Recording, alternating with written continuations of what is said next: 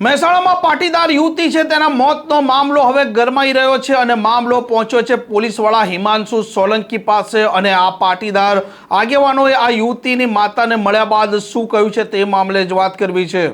વૈષ્ણવજન તો તેને કહીએ જે પીડ પરાઈ જાનાને રે।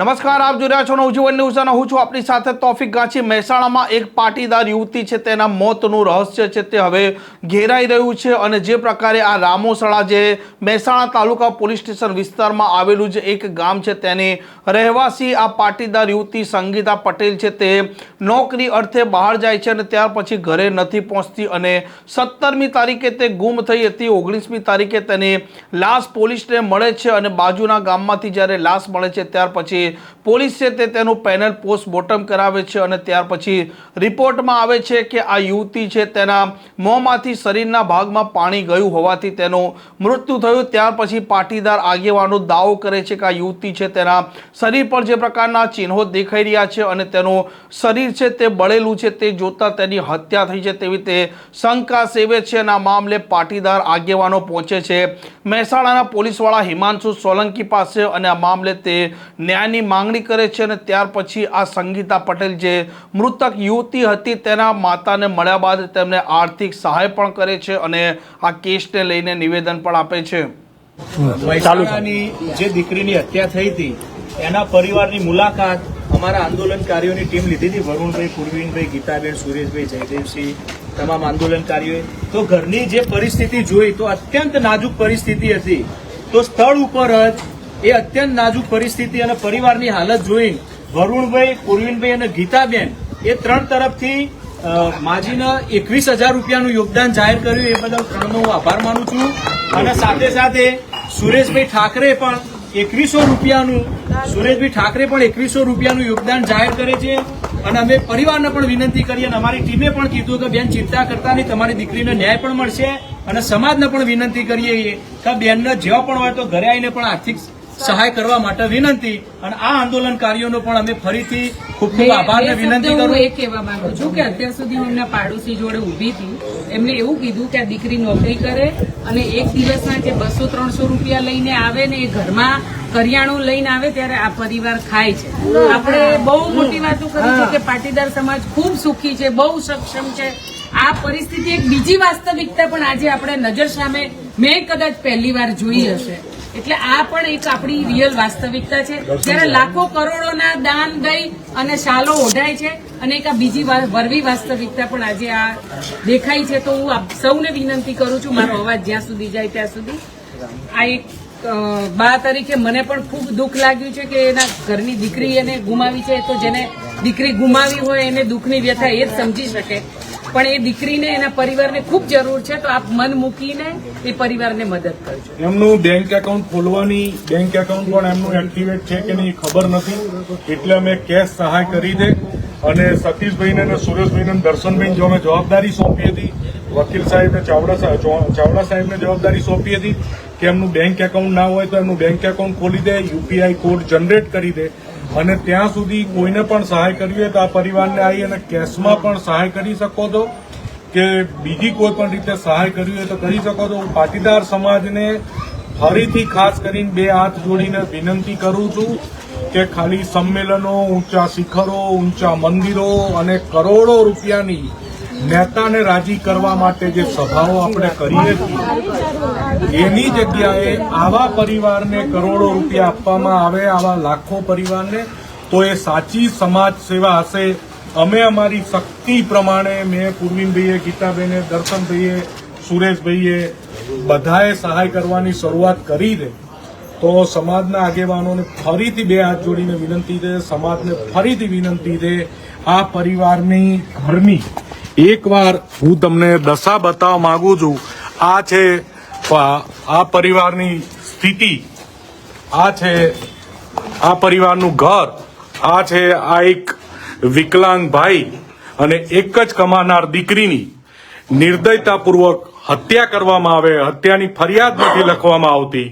ચલો એ બધું તો અમે કરી લઈએ છીએ, પણ આ ભાઈ અને એક માતાનો આધાર એક માતાનો આધાર આ દીકરી હતી, તો એમની દીકરી ગઈ, એ દીકરીની જગ્યાએ આપણે લોકો એ દીકરીની ફરજ પૂરી કરી. એ જ અભ્યર્થના અને પ્રાર્થના. આ ઘર ઉપર 3 લાખની લોન પણ બાકી છે, તો એ લોન પણ ભરીશું ને. આ ઘરે મોર્ગેજ છે, એટલે એ દિશામાં પણ ગામ કયું? ગામ રામોસણા ગામનો આ વાહ છે, સૌરભ સોસાયટી. અને આ બધા એમના પડોશીઓ છે. બરોબર છે, તમે પડોશી સાથે વાત કરી શકો છો. આ એમના ઘરની સોસાયટીની એકચ્યુઅલ સ્થિતિ છે. અને આ એકચ્યુઅલ સ્થિતિમાં એક એકલી માતા, એ માતા ઉપર એક વિકલાંગ દીકરાની જવાબદારી, એક ઘર મોર્ગેજનું દેવું, આ પણ પાટીદાર સમાજની એક વરવી વાસ્તવિકતા છે. અને ન્યાય માટે 10 દિવસથી પોલીસના ધક્કા ખાતો આ પરિવાર, ન્યાય તો અમે અપાઈ દઈશું, એમાં તો અમે માસ્ટરથી અમારી ટીમ એમાં જે કરવું પડશે ખેલ કરી લઈશું. આર્થિક સહાયમાં અમે ટૂંકા છીએ, અમારી મર્યાદા છે. તેમ છતાંય અમારી મર્યાદામાં અમે બધાએ શરૂઆત કરી છે. તો ગુજરાતમાંથી લાગતા વળગતા બધાએ આ પરિવારને સહાય કરે અને લાગણી દર્શાવે. 2 દિવસમાં બેંક એકાઉન્ટ ખોલાઈ અને અમારે સતીશભાઈ અને સુરેશભાઈ, તમને દર્શનભાઈ, બધા ફરીથી સોશિયલ મીડિયાના માધ્યમથી, અને ખાસ આ આપણા વકીલ મિત્ર છે જયદેવસિંહ, આ આખા વિષયમાં આ જયદેવસિંહ એક પ્રાઇવેટ પ્રેક્ટિસ કરતા હતા, એમના ધ્યાને આખી ઘટના આવી. એ પોતે 10 દિવસ સુધી મથ્યા. 10 દિવસથી એમને ક્યાંક ને ક્યાંક પરિણામ ના મળ્યું. એમને સતીશને અને સુરેશભાઈ ઠાકરેને બેયને વાત કરી, મારા સુધી વાત પહોંચી, મેં અમારી ગુજરાતની ટીમને વાત કરી, અને એક દીકરીને 100% ન્યાય પણ મળશે, આર્થિક સહાય પણ મળશે, એ દિશામાં અમે મથી રહ્યા હતી. તો સમાજના આગેવાનો, સમાજના કહેવાતા શ્રેષ્ઠીઓ, અને ખાસ કરી અને મહેસાણાના સમાજ શ્રેષ્ઠીઓ, સમાજના આગેવાનો, તમારી જવાબદારી વિશેષ બને છે. આ પરિવારને કમસે કમ બીજું બધું અમે કરી લઈશું. તમે ખાલી આ બાને જોવો, અને આ એમના દીકરાને જોવો, આ દીકરાને